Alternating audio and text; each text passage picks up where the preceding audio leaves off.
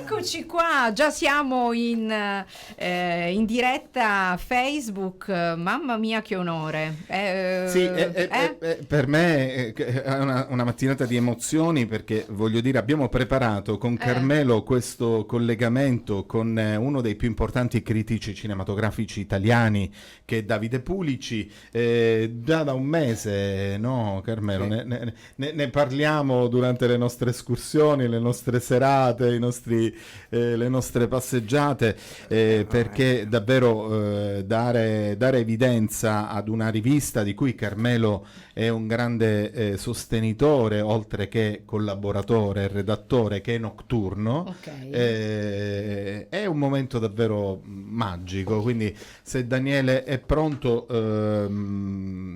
attiviamo il collegamento. Intanto diamo nuovamente il buongiorno a Carmelo Franco, avvocato, ma dico buongiorno. Poi da critico cinematografico a confronto su temi attuali, cioè, poi ecco, vedi, c'è il commercialista che decide di attivare un festival, ma è una passione. Sicuramente una passione. Il termine critico forse è diciamo troppo ridondante. Io sono un grande cinefilo e appassionato di cinema che si diletta a scrivere, a partecipare a incontri.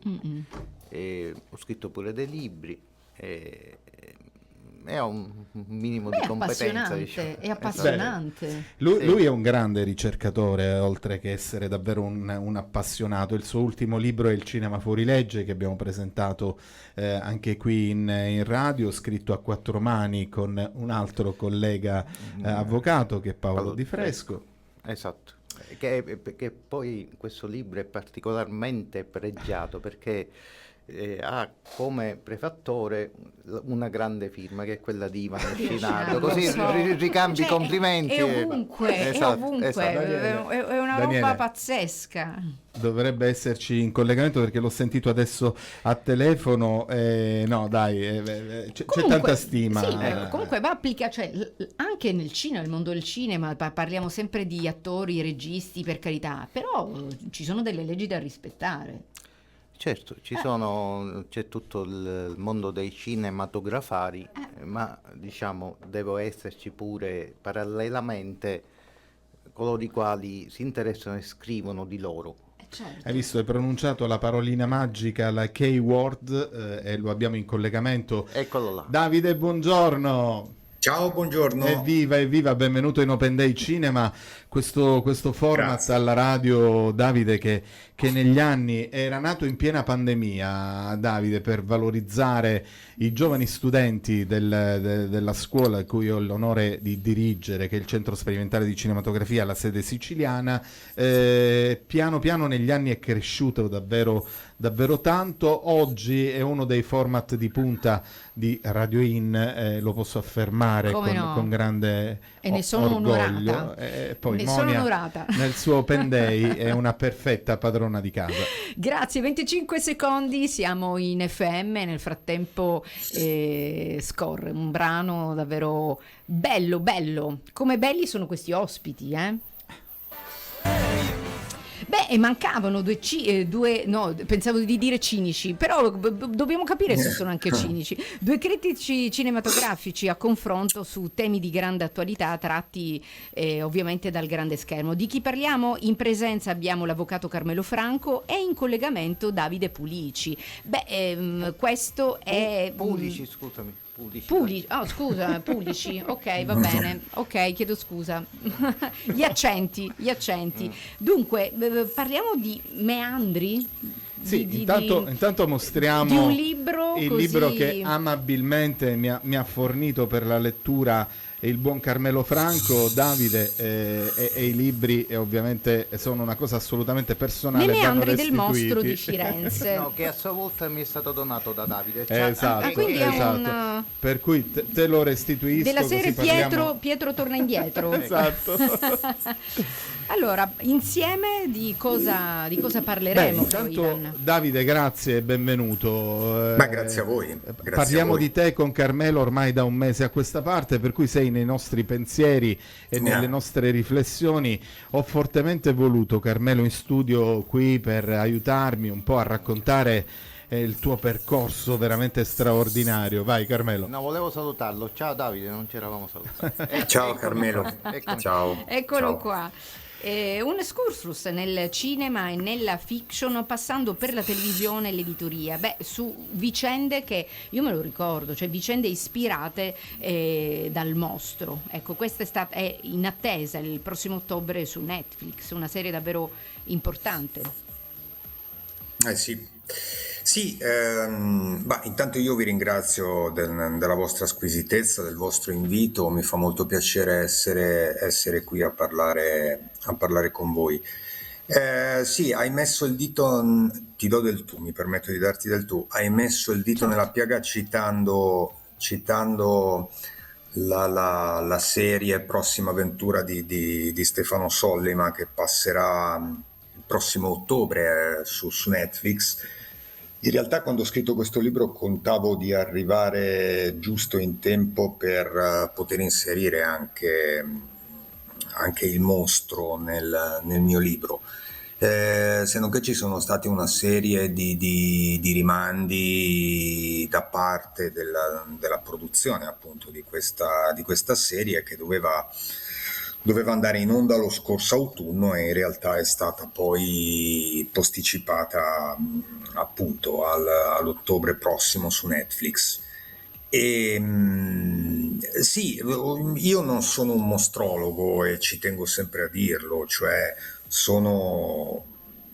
mi sono sempre interessato così, ma da curioso in qualche modo della vicenda del mostro di Firenze. Avevo letto, credo, praticamente tutto quello che era stato pubblicato, ma proprio per una forma di curiosità mia.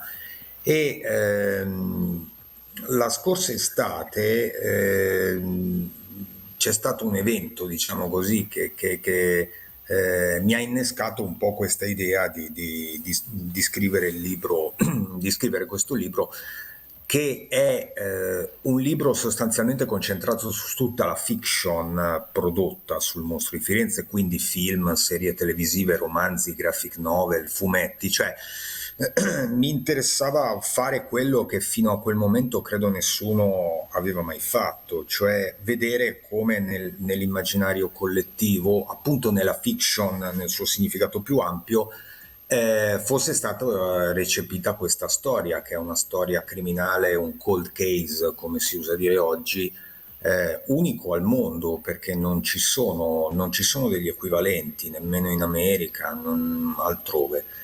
Ed è stato un viaggio affascinante perché poi inevitabilmente dalla fiction dovevo anche creare degli agganci con la realtà, cioè dovevo comunque fare riferimento ai fatti reali, ai Quindi fatti della comunque si cronaca. rimane fedeli ai fatti, alle voci, Sì, ai misteri soprattutto, perché parliamo di certo. un periodo dove veramente c'era grande difficoltà anche a riscontrare, a reperire, ad analizzare. Ecco, ora sempre di più e facciamo veramente un plauso anche le forze dell'ordine, anche a poliziotti, carabinieri, cioè a coloro che hanno veramente dedicato la loro professione migliorando sempre di più la loro, ecco, ad Sì, analizzare i misteri e anche le condanne.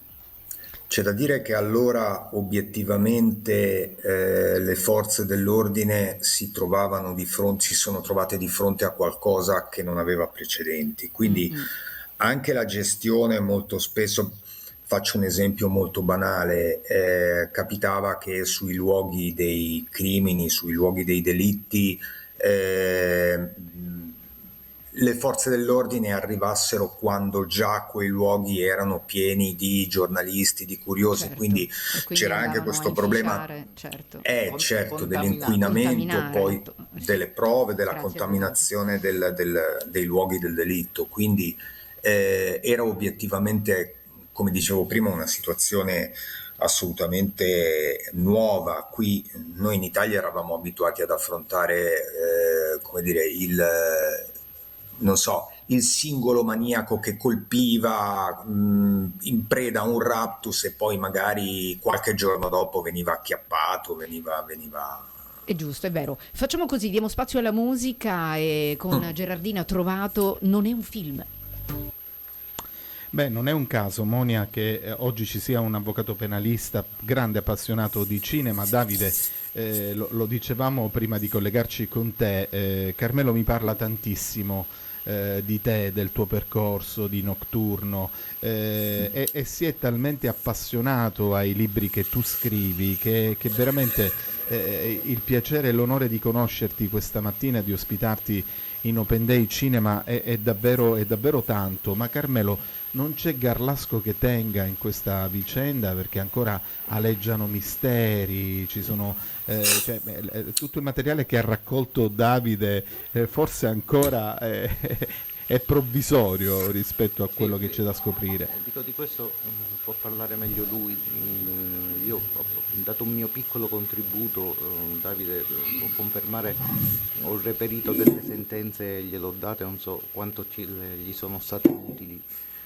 Dico, ma sicuramente ci sono ancora tanti filoni di indagine aperti, c'è tutto un mondo da scoprire, non si sa se sarà mai scoperto. In ogni caso, parlando dell'opera di Davide, lui ha compiuto una con grande capacità, anzi di sintesi, è riuscito a mischiare nelle varie linee narrative la realtà, cioè il fenomeno, la fenomenologia del mostro, assieme a queste che erano i rivoli narrativi vari che si sono occupati, e facendo, diciamo, questo parallelismo fra il piano reale, immaginario, di finzione e la realtà. Dico, questo è Davide, pensa che migliore. Carmelo, con Carmelo abbiamo condiviso una griglia di domande, ma abbiamo purtroppo dei tempi radiofonici e quindi ancora abbiamo 10 minuti per stare con te. Allora, vai Carmelo. Ti introduco io subito, così poi le domande le fai tu.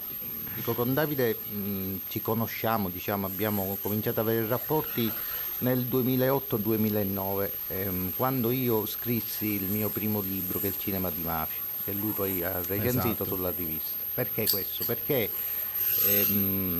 io stimo molto Davide Pulici, perché nella mia generazione, abbiamo la stessa età con Davide, è cresciuta gli appassionati cinefili come ero io, siamo cresciuti leggendo Nocturno, che era una rivista che ha scardinato le regole del genere, perché è stata la prima rivista che in Italia si è occupato di un mondo della cinematografia importante, prolifico, che portava i soldi nelle casse per poter poi consentire ai registi, agli artisti, ai maestri di fare i film, che è il cinema di genere, denominato pure cinema bis. Io qua mi fermo e ti do la parola. Sai Davide, questo è l'incipit, no? Ma poi permettimi di leggerti quello che scrive una persona che ti ha intervistato. Adesso non ricordo il nome, mi piacerebbe citare la fonte, ma mi è piaciuta talmente tanto questa definizione di Nocturno come rivista totem, da anni uno dei massimi riferimenti per ogni avido cinefilo che desideri cavarsi fuori dai consueti acquitrini mainstream. Wow.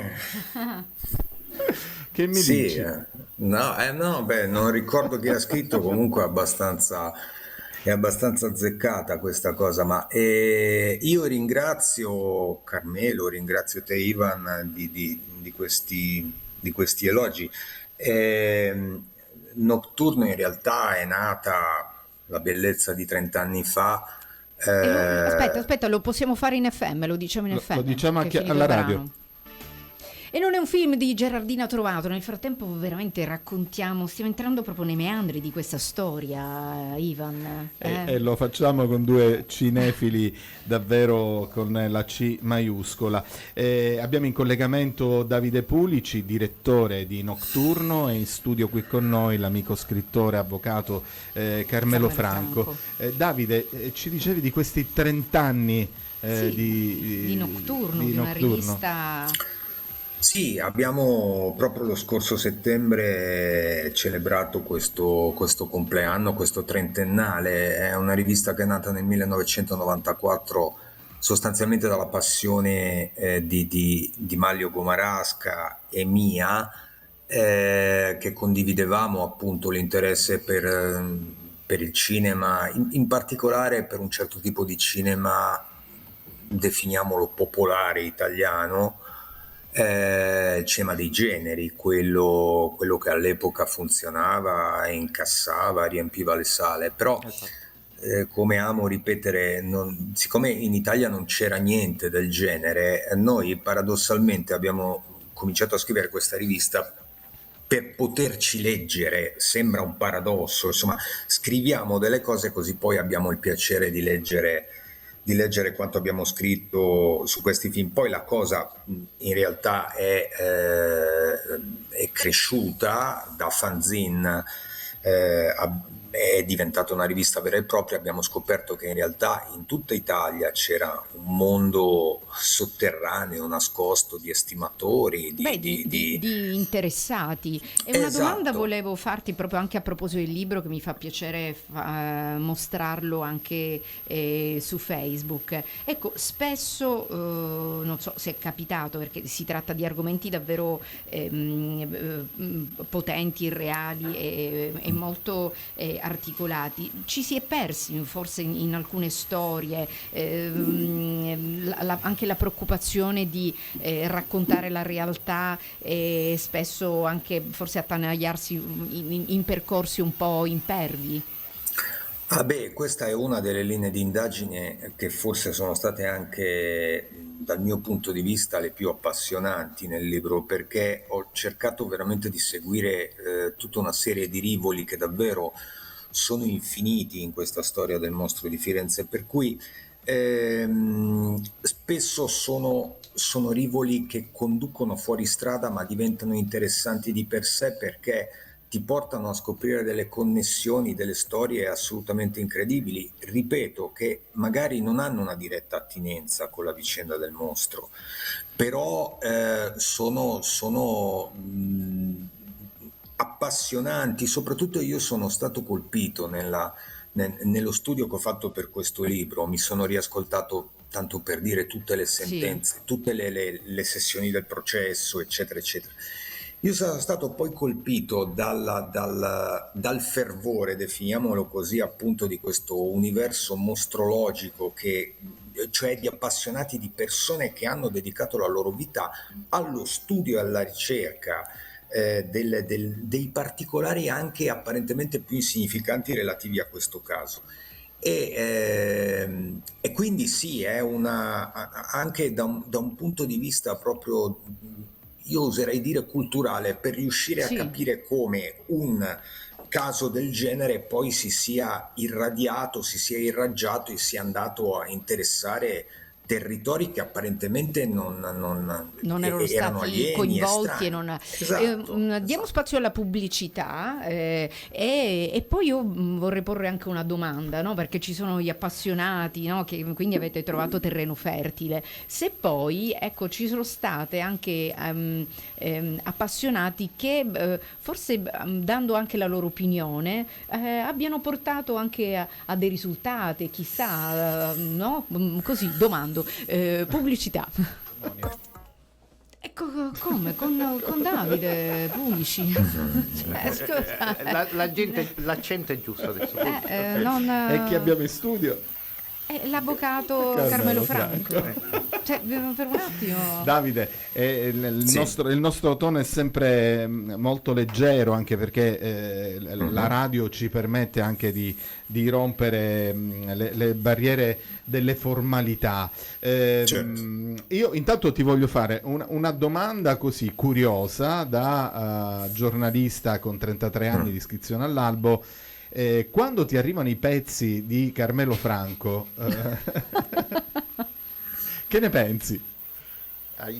Beh, li ho sempre pubblicati, quindi anche recentemente ci sono stati l'ultimo che ha scritto su Tornatore, eccetera, è visibile sul nostro sito, quindi se li pubblico vuol dire che li apprezzo. Io sono abbastanza duro, tra virgolette, però devo Più dire che duro, che sei sono- rigoroso, e questo è Sì, importante. sono rigoroso, bravo, hai usato l'aggettivo più adeguato. Ma a proposito di rigoroso, Carmelo mi ha tanto parlato e poi mi ha appassionato questa storia di questo padre, questo lavoro nelle fauci del tempo. Sì, A te, Carmelo, la domanda di chiusura per Davide. Sinteticamente, quando sento Davide, tocchiamo questo argomento, poi la conversazione si dilunga. È un tema molto affascinante che Davide, come dire, deragli un po' da quella che è la tua competenza e il tuo esperienza di scrittura. Tu hai scritto questo libro che si chiama Nelle fauci del tempo. Nelle fauci del È tempo. una storia molto affascinante ed è, diciamo, va di pari passo, tanto affascinante e suggestiva quanto poco conosciuta. Io non la conoscevo, per esempio. Questo occhio che è circondato da questo Questa serpente. è la copertina. In sostanza, ti do subito la parola, Davide. Diciamo, non c'è, proprio perché una storia misconosciuta, non c'è narrativa, non c'è fiction, ma c'è un personaggio che è morto da poco tempo, il quale sarebbe stato l'artefice e l'inventore di un qualche cosa che, se fosse vera, sarebbe sconvolgente. Davide, ti faccio il gancio, parla tu. Sì, Ci riesci in 2 minuti, 3 minuti? sì, cerco di essere sinteticissimo. Nelle fauci del tempo è il primo deragliamento, diciamo così, dal tipo di libro che normalmente scrivo, che riguarda il cinema, il cinema di genere.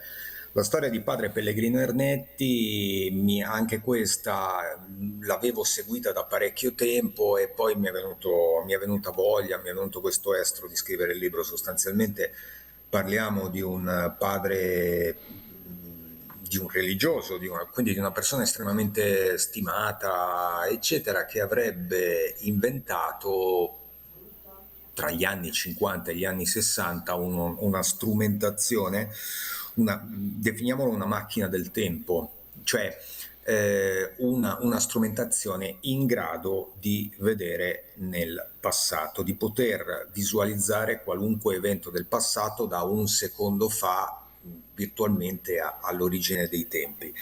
Ed è una storia, è vero, che non ha dentellati con la fiction, ma che è essa stessa in qualche modo una straordinaria sceneggiatura fantastica.